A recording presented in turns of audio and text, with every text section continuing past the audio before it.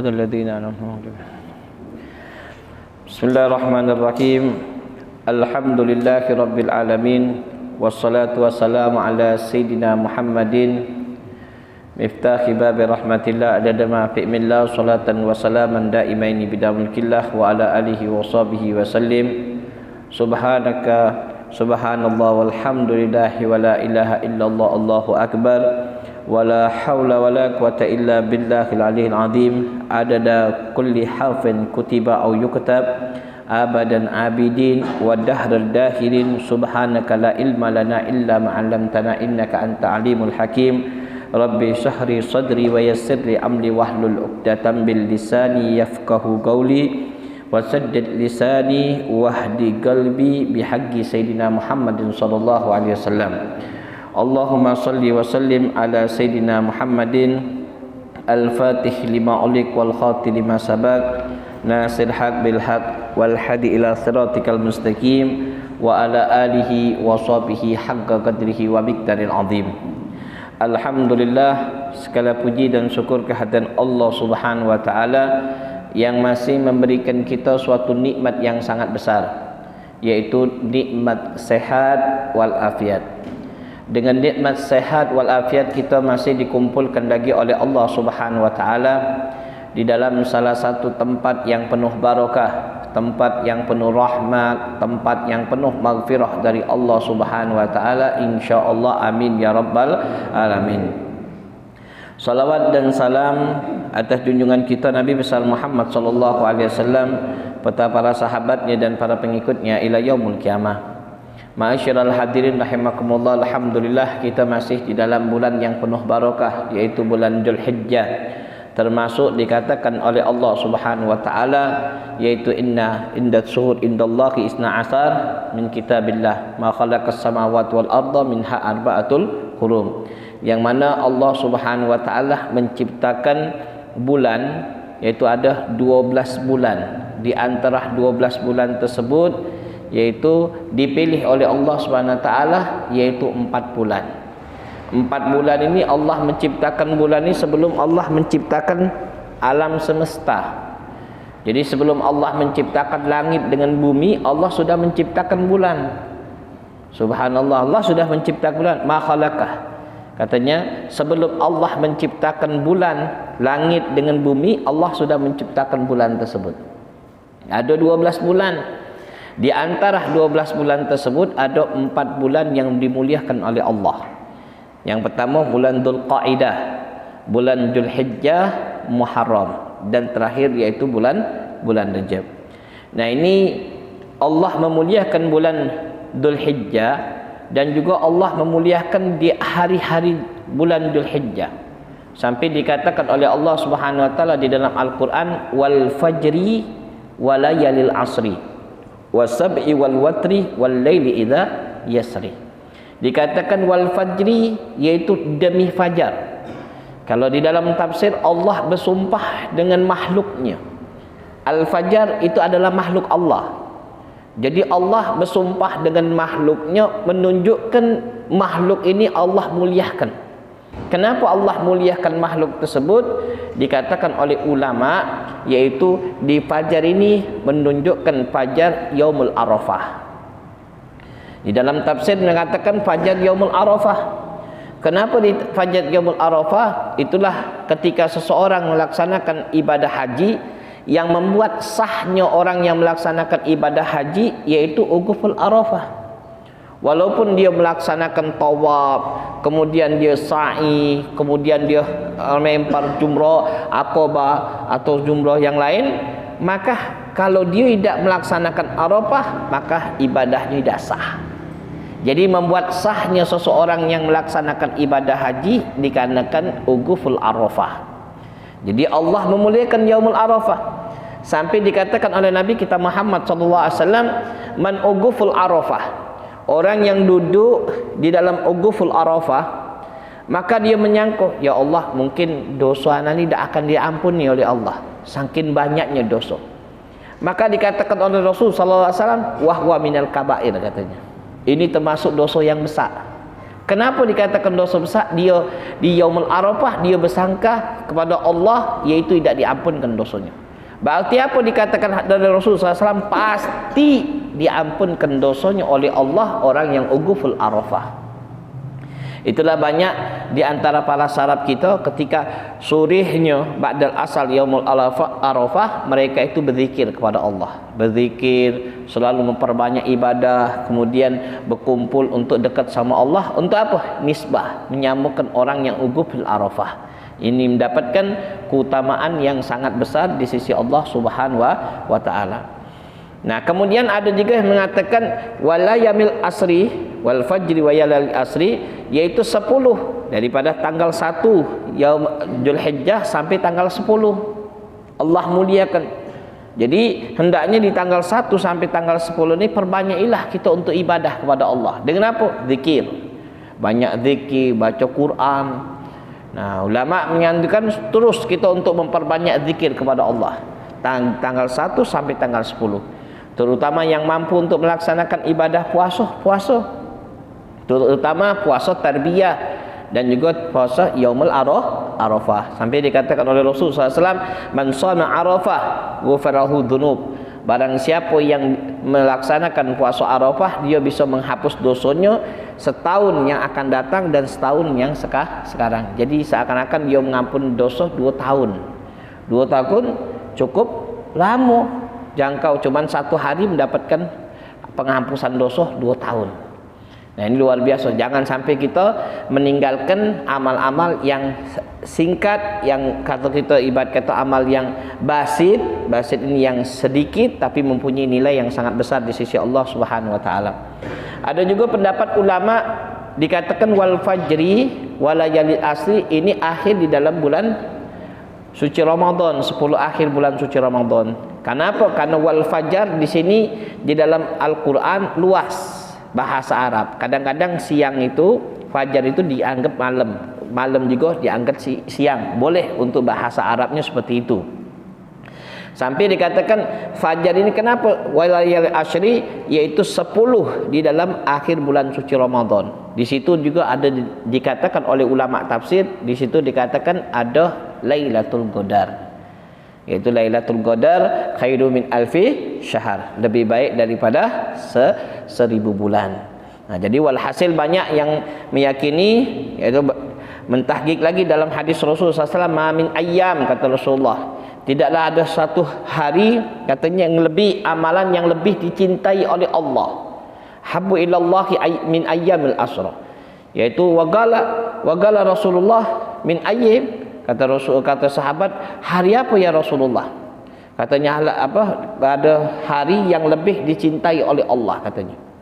Ada sahabat bertanya, hatta fi jihad fi sabilillah. Hatta fi jihadu fi sabilillah, kata Rasulullah.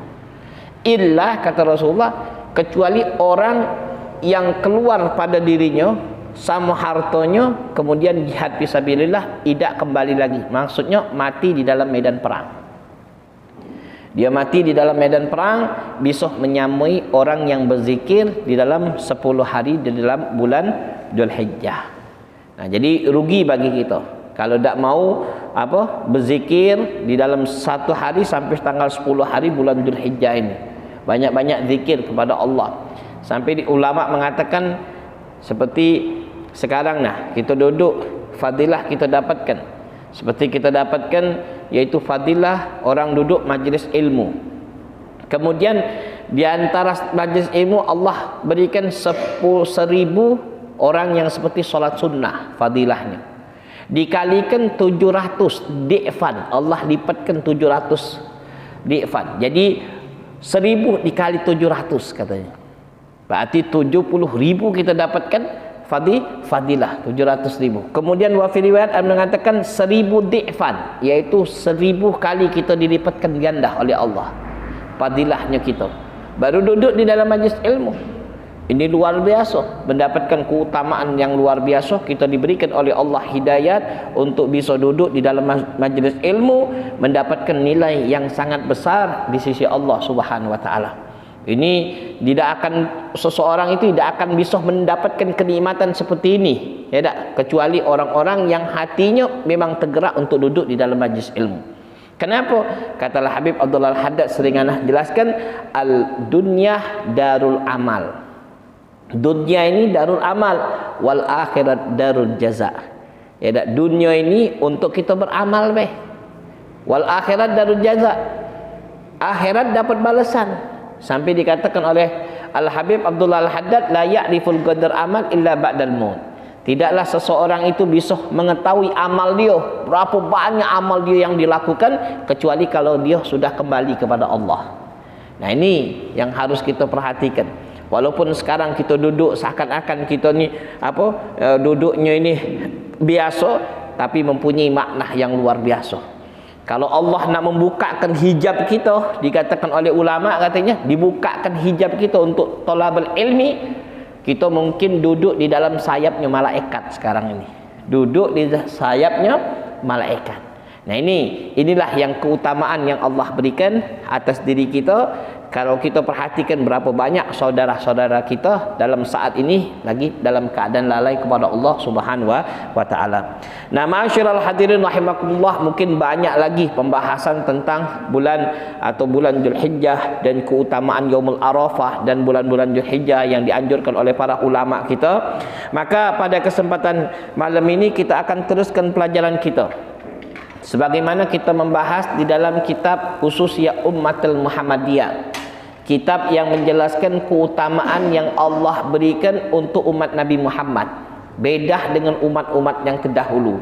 Minggu yang lalu, mungkin sebulan yang lalu, minggu tadi anak dah hadir karena anak dapat musibah sedikit, walidih meninggal, tidak bisa hadir, minta maaf ya.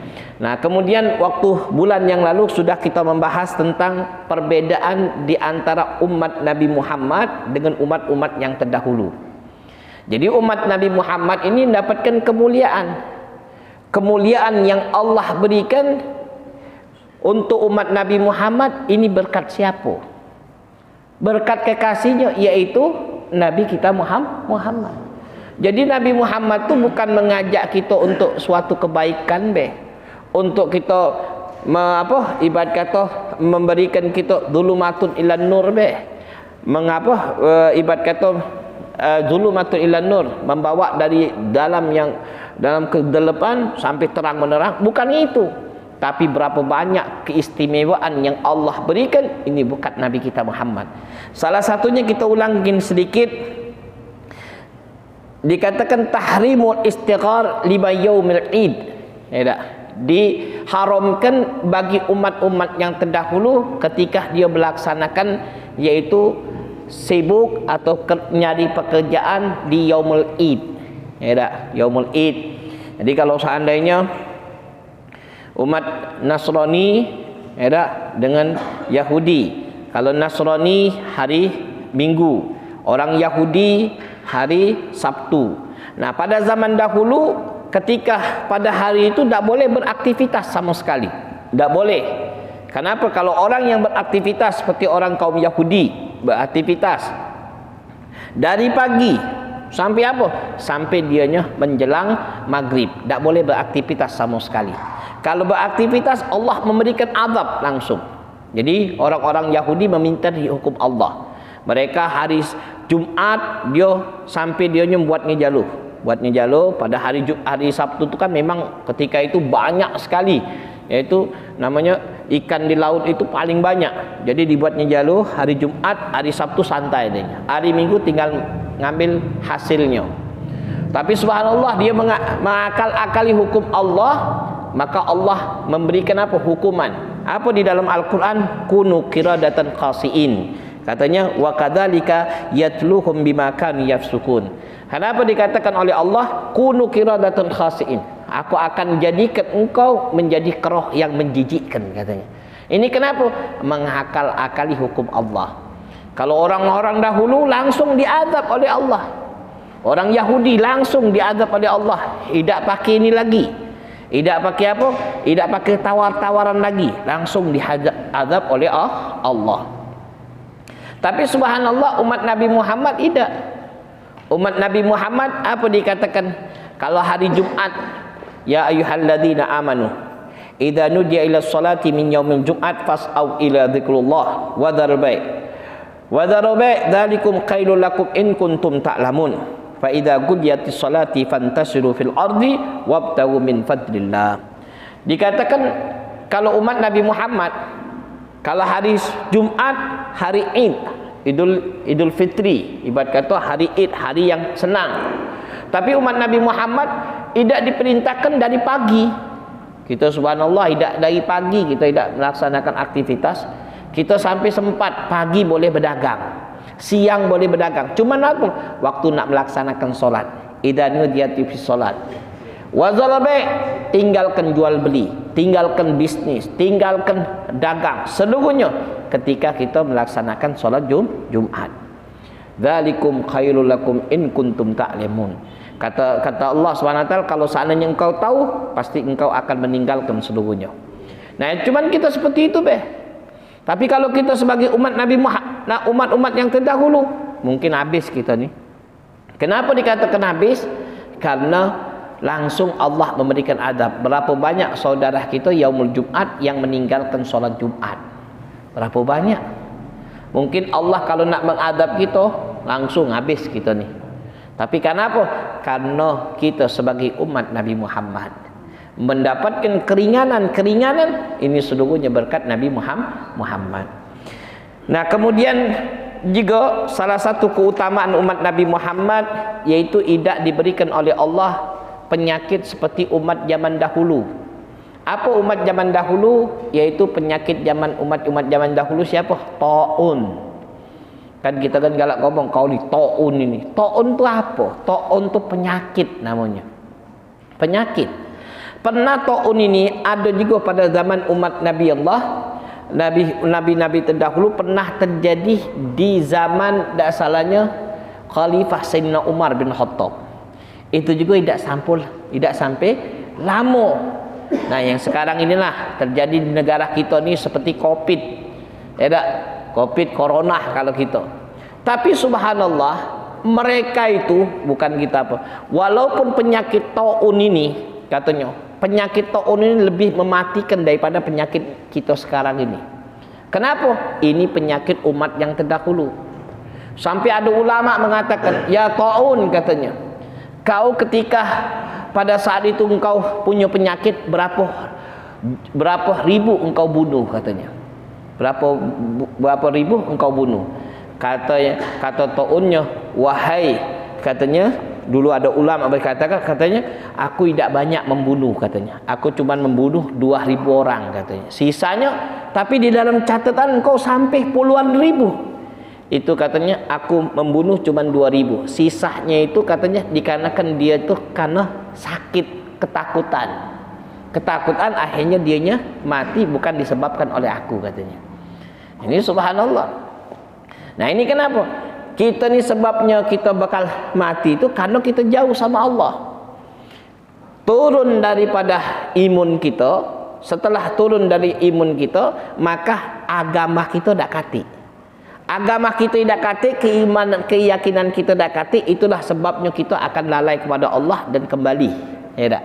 Nah, itu kenapa? Sebab siapa? Bukan sebab karena keyakinan kita itu sedikit. Keyakinan kita kepada Allah itu sedikit. Karena kalau kita bahas tak pernah kita bahas banyak dalam hadis-hadis Nabi kita Muhammad sallallahu alaihi wasallam. Nah, walhasil penyakit umat-umat yang terdahulu itulah yang dinama azab yang Allah berikan, yaitu penyakit taun ala ummatin sabiqah, umat-umat yang terdahulu. Nah, kemudian juga dikatakan salah satu keutamaan umat Nabi besar Muhammad sallallahu alaihi wasallam dengan umat-umat yang dahulu katanya, yaitu Allah mengharamkan at-thayyibat minal ta'am. Jadi umat-umat yang terdahulu itu ada yang diharamkan oleh Allah untuk kita makan. Beda dengan umat Nabi Muhammad, seluruhnya boleh kita makan. Seperti apa dikatakan di dalam Al-Quran, Allah Subhanahu wa taala menjelaskan fadzulmin minal ladzina hadu harramna 'alaihi thayyibat wa ukhilla lakum wa yasadd an sabilillahil katsir. Apa orang umat-umat yang terdahulu? Umat-umat yang terdahulu tidak boleh makan yang bagus-bagus, tidak boleh dimakan. Seperti apa?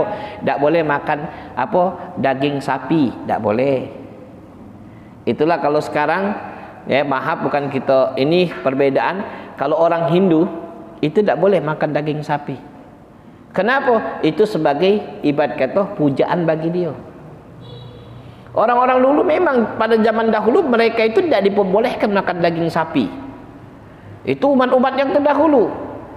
Seperti makan daging sapi, makan kambing, tidak boleh. Cukup mereka itu untuk makan boleh yang ada di dalam laut.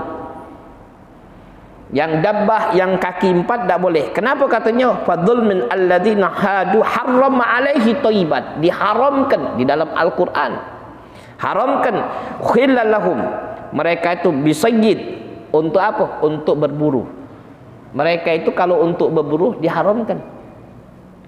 Jadi kalau umat Nabi Muhammad sekarang ini diharamkan makan sapi, dah baca kita makan bakso apapun nyati, tak bisa lagi kita. Subhanallah.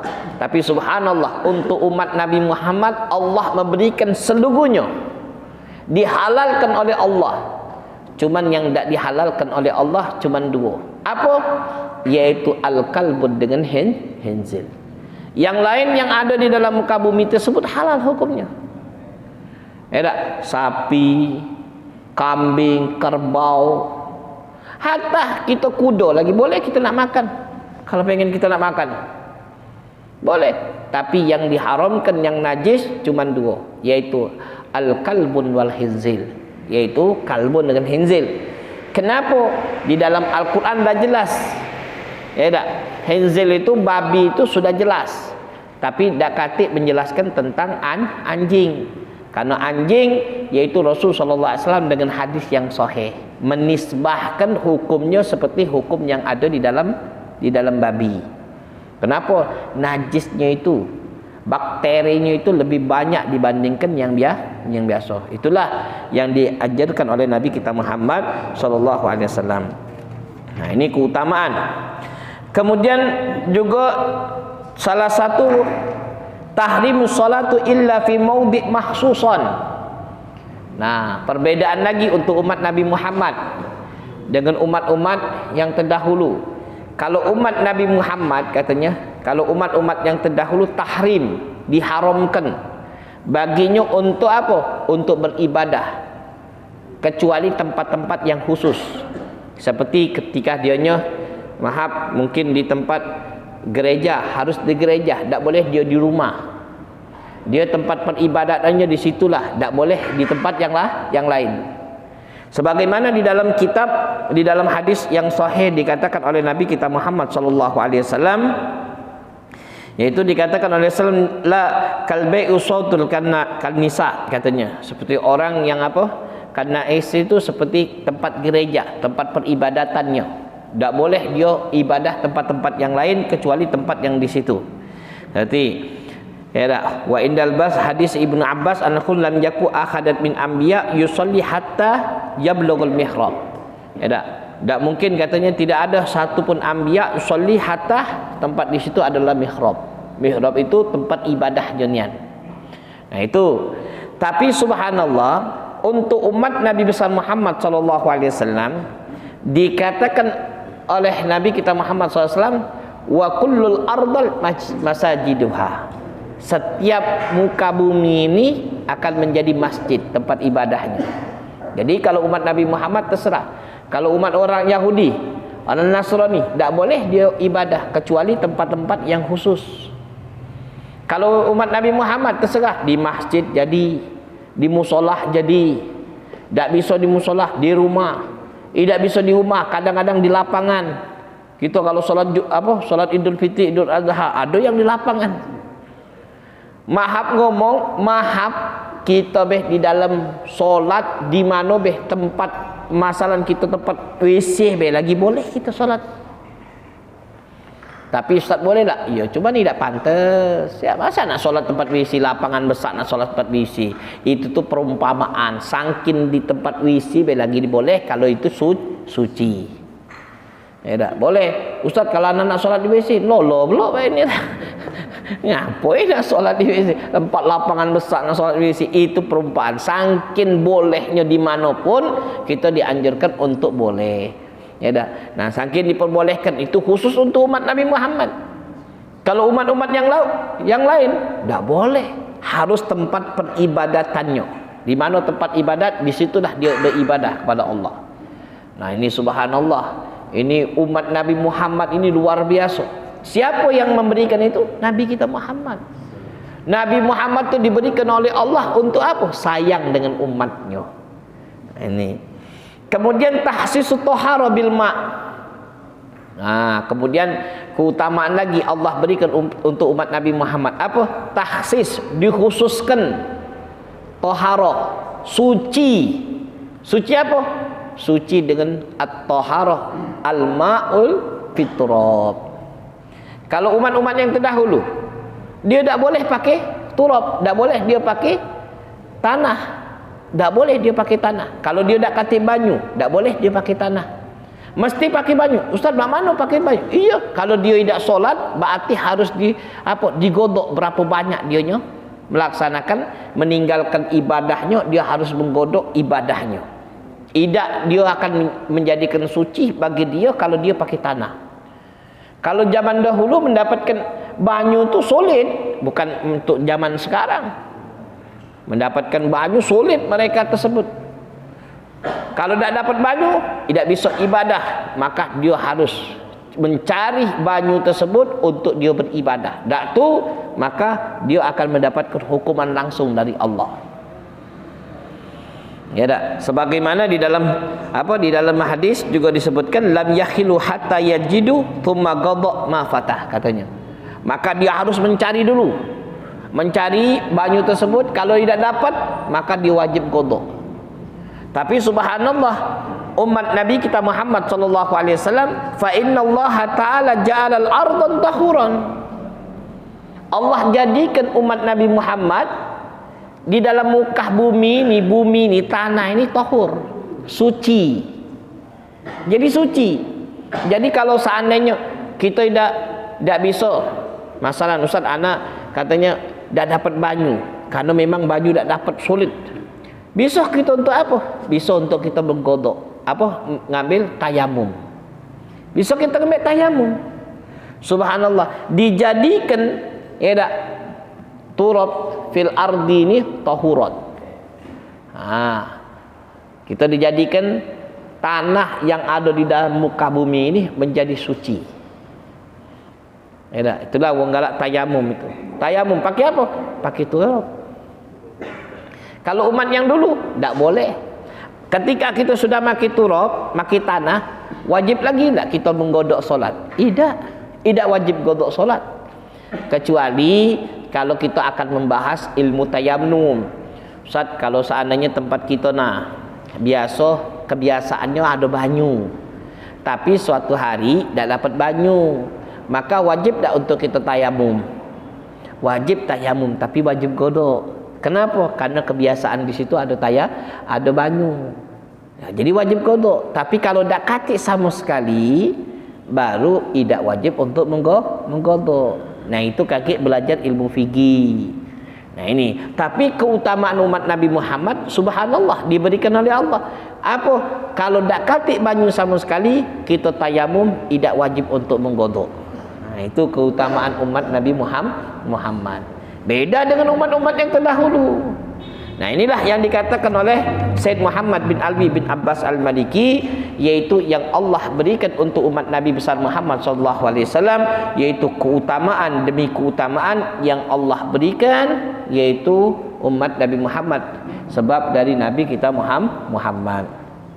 Ini sudah kita bahas perbedaan daripada umat yang terdahulu dengan umat yang sekarang. Sebenarnya banyak lagi di dalam kitab-kitab itu yang tidak ditulis, seperti kenapa umat Nabi Muhammad itu kecil-kecil, tidak seperti umat yang dulu kan.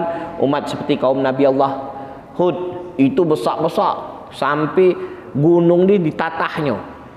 Kalau kita pernah ke kota Yaman, itu ada kuburan Nabi Allah Hud, panjangnya 12 meter. Kita bayangkan sekali-sekali, ya Allah, panjang yang 12 meter. Bingung kita mikirnya, panjangnya 12 meter. Mak mana besarnya? Ini berapa meter nah? Nah, ini berapa meter? Pucuk lagi ni. Ini paling tidak 5 meter kan. Tidak 5 meter. Tinggi lagi 12 meter.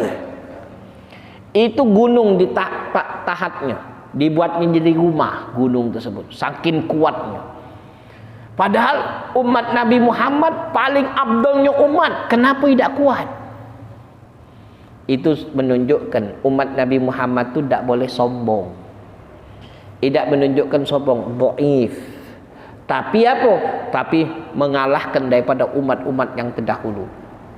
Ini menunjukkan banyak lagi di dalam kitab-kitab kenapa umat yang paling mulia di terakhir kali dibangkitkan paling akhir dibandingkan umat Nabi Allah Adam. Umat Nabi Allah Adam pertama kali. Biasanya umat yang paling abdul dia paling pertama kali dikeluarkan. Ini paling terakhir. Ada hikmahnya juga. Tidak lama nunggu kiamat. Tidak lama nunggu kiamat. Coba kita umat Nabi Muhammad pertama kali dibangkitkan. Sudah mati kalau umat Nabi Muhammad habis. Kaget nunggu kita di dalam kubur lama. Nunggu dulu umat Nabi Adam, Nabi Nuh, Nabi ini. Oh lama kita hidup di tanah. Nah, tapi subhanallah umat Nabi Muhammad setelah meninggal yaumul kiamat langsung. Tak perlu nunggu-nunggu lagi. Ini subhanallah. Banyak lagi di dalam kitab-kitab yang lain tentang menceritakan untuk umat Nabi Muhammad. Nah, kemudian setelah kita membahas perbedaan di antara umat Nabi Muhammad dengan umat yang terdahulu, dan yang bab yang kedua, ikramur rahmatu bil khas. Allah jadikan umat Nabi Muhammad ni ikraman. Ikraman iaitu Allah menjadikan kemuliaan umat Nabi Muhammad dengan yang khas. Subhanallah, umat Nabi Muhammad diberikan oleh Allah khas, kemuliaan yang khas, tidak diberikan kepada umat-umat yang terdahulu. Apa di dalam Al-Quran? Hadzal umat Nabi Muhammad, yaitu disifatkan oleh Allah Subhanahu wa taala di dalam Al-Quran. Thumma, katanya, thumma awrathnal kitabal ladzina astafaina min ibadina faminhum zalimun li nafsi faminhum muqtasid faminhum sabiqatul khairat biiznillah dzalika huwa fadlun kabir jannati adnin yadkhuluha yuhallawna fiha min asawira min dhahabi wa lu'lu' wa libasuhum fiha al-harir wa qalu alhamdulillahilladzi adhhaba 'annal hazan inna rabbana laghafurus syakur alladzi ahalna ad-darul muqama min fadli la yamassuha fiha nasabun wa la yamassuha fiha ghurur. Subhanallah. Ini ketika itu Allah ini pernah menawari kepada umat Nabi Muhammad. Allah ini pernah nawari kepada umatnya. Ya Muhammad, katanya, engkau mau tak, katanya, separuh umatmu masuk surga tanpa hisab, separuh lagi ku masukkan neraka. Rasulullah itu ditawari oleh Allah. Rasulullah tidak mau. Subhanallah, kalau Rasulullah ngomong mak itu, yo, dah apa-apalah, umat masuk surga separuh je masuk neraka. Mungkin kita dapat bagian tak? Mungkin dapat bagian gitu. Masuk neraka, mak mana susahlah kita beribadah berapa pun tak dapat bagian gitu. Sahabat itu dengan Nabi Muhammad tu lebih hebat dibandingkan kita. Apa sahabat itu? Sahabat tu ada berapa? 60.000 sahabat itu ada. 60.000 itu seluruhnya masuk surga. Belum tabi'in, belum tabi'in. Kita ni muslimin musliman. Tak? Kalau kita ditawari, Rasulullah ditawari, ya Muhammad, katanya, umatmu separuh masuk surga, separuh lagi masuk neraka. Galak tak kata ditawari oleh Allah? Kalau di Rasulullah ngomong, iya, nah sudah. Ya dah, selesai kita sudah. Selesai. Nak ibadahlah kita mana pun masuk neraka gitu. Ya tak? Tapi ada orang tanya, kalau ini masalah tauhid kaget. Ya tak? Gak ada orang ngomong, Ustaz, berarti Allah ni zalim nak masuk ke neraka gitu Nah, itu kaget bahas masalah tauhid. Kita tak perlu nak bahas tentang masalah tauhid, tapi kita nyinggung sedikit. Kenapa Allah itu menjadikan surga dan menjadikan neraka? Kenapa Allah menjadikan surga dan menjadikan neraka? Apakah Allah itu zalim sama kita ketika Allah itu masukkan kita di dalam neraka? Apa Allah itu zalim? Ya tak? Nah, ini kalimat ini kaget pertanyaan lagi. Ada orang yang ahli ibadah terus dari dia kecil ibadah sampai dia meninggal sujud sama Allah. Ada orang ahli maksiat, dari dia lahir sudah mulai maksiat sampai dia meninggal dalam keadaan maksiat. Tapi subhanallah, Allah ini yang ahli maksiat masuknya surga, yang ahli ibadah dimasuknya neraka. Zalim tak Allah? Zalim tak? Kalau kita selantas pikiran gitu, zalim. Itu bagi kita yang zalim, bagi Allah tidak zalim. Itu haknya Allah. Berarti Ustaz, daripada kita ibadah sudah, tak salah ibadah lagi kita. Ya terserah ente. Allah tak butuh. Allah tidak butuh sama kita. Nah, jawabnya mak ini. Kalau seandainya anak punya HP. Anak punya HP nih. Ini punya anak HP nih. Anak nak banting HP ini pecah. Siapa nak marah sama anak? Anak dikatakan bodoh. Tidak, anak pacak beli baru. Anak pacak beli baru. Kenapa ente nak ngatain anak bodoh? Anak ini punya anak, hak anak nak banting. Enggutlah ini bagus, manfaatnya banyak, anak nak banting. Apa hak anak? Mak itu juga Allah. Kita ni makhluk ni punya siapa? Itu pacak hidup dewek, pacak tegak dewek. Hak Allah. Kalau Allah nak masuk kita ke neraka, sudah masuk neraka. Walaupun kita ibadahnya banyak, walaupun amal kita banyak, Allah nak masuk ke dalam neraka, sudah hak Allah. Nah, itulah. Tapi di sini itulah kita tidak tahu hidup kita ni mati dalam keadaan su'ul khotimah atau mati dalam keadaan husnul khotimah. Rasulullah lah yang memberikan jalan bagi kita. Nah, jalannya apa? Kejelian. Wong itu kadang jalannya yang baik atau jalannya yang jelek. Kalau Allah menciptakan adanya namanya neraka dengan namanya surga, kenapa Allah itu jadikan neraka seperti wong yang padi padi nah. Jadi wong nanam padi tanyalah wong nanam padi. Setelah padi, ketika dia panen, dia ngambil apanya? Padinya kan, digebuk-gebuk padinya keluar galau. Nah, yang rumputnya tadi diapakan? Diapakan? Dibuang dibakar. Yang rumput tadi itu dibakar. Dan katik manfaatnya dibakar yang dimbek hasilnya pacak dimakan. Mak itu juga manusia yang melakukan maksiat kepada Allah, Allah tak butuh bakar ini katanya. Tak? Yang manfaat, nah masuk surga katanya. Tak? Berikan kenikmatan. Masuknya mak itu. Jadi Allah tak butuh. Nah, tapi subhanallah, kita umat Nabi Muhammad diberikan kemuliaan. Karena siapa? Karena umat Nabi Muhammad. Tapi jangan sampai kita kaget kita tidak diakui sebagai umat Nabi Muhammad. Nah, itu yang susah. Kenapa Allah mengkhususkan umat Nabi Muhammad ni ada 3. Yang pertama, zalimun fin nafsi. Zalim fin nafsi. Jelek di dalam Al-Quran surah Al-Fatir. Pertama, zalim fin nafsi. Yang kedua, al-muqtasid, di tengah-tengah. Yang ketiga, sabiqatul khairat, berlomba-lomba dengan suatu kebaikan. Itu umat Nabi Muhammad. Maka dikatakan siapa sih zalim bin nafsi? Dikatakan oleh ulama orang yang faminhum zalimun bin nafsi, dia mengatakan fi'lul wajibat.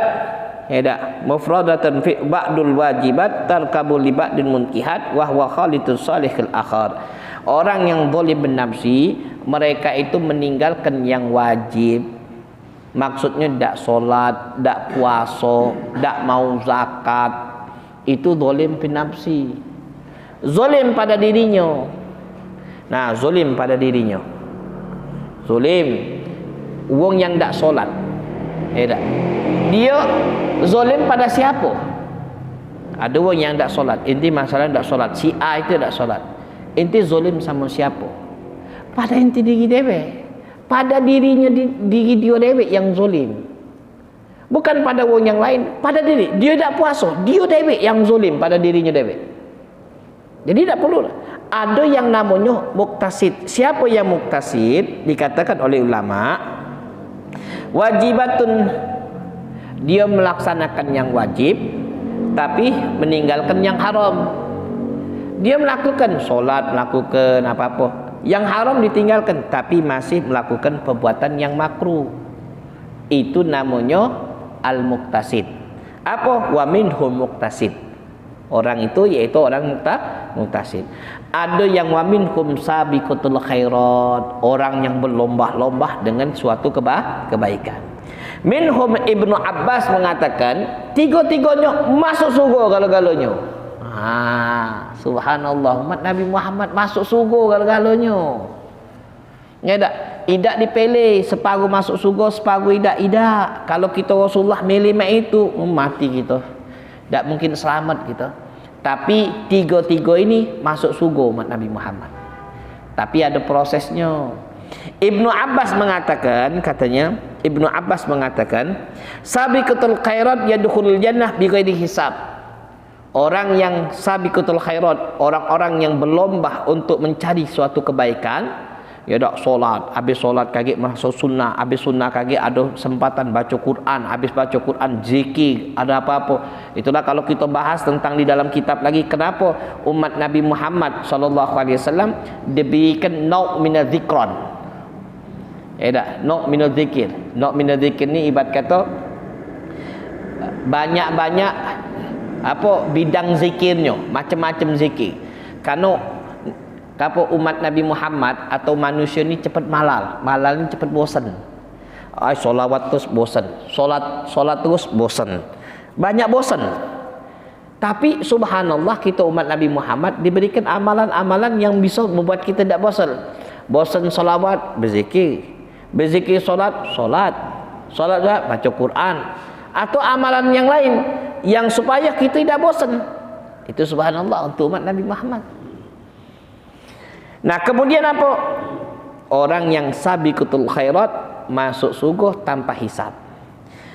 Ada yang muktasid. Muktasid ni yang di tengah-tengahan, melakukan yang wajib, meninggalkan yang maksiat, tapi biasa galak melakukan yang makruh. Itu namanya muktasid. Masuk surga juga dia, masuk surga juga. Tapi masuk surga itu dengan rahmatnya Allah. Dengan rahmatnya Allah. Kenapa? Ya kata Allah, engkau masuklah surga dengan rahmatku. Ada yang masuk surga dengan rahmat Allah. Kenapa? Karena mengikuti perintah Allah. Ada orang yang solat tak pernah dia tinggal solat.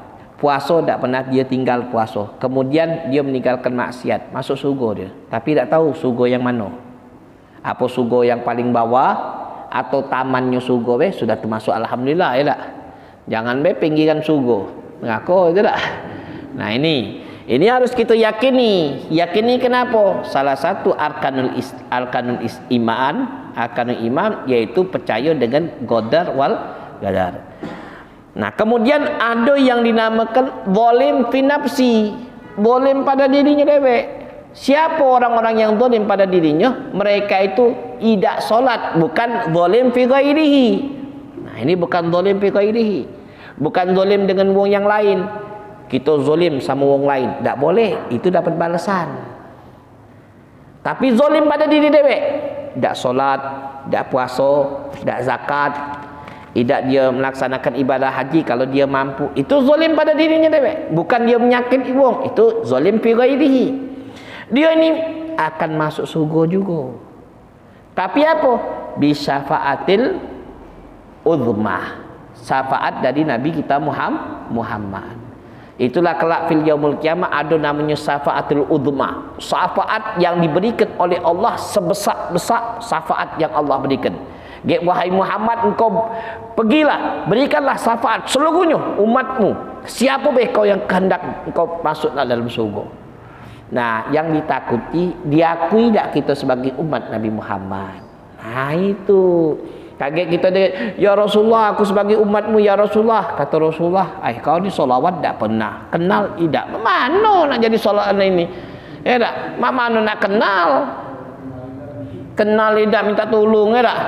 Mana? Yang lain dulu Rasulullah. Yang lain dulu yang sering galak maca solawat. Nah, sini.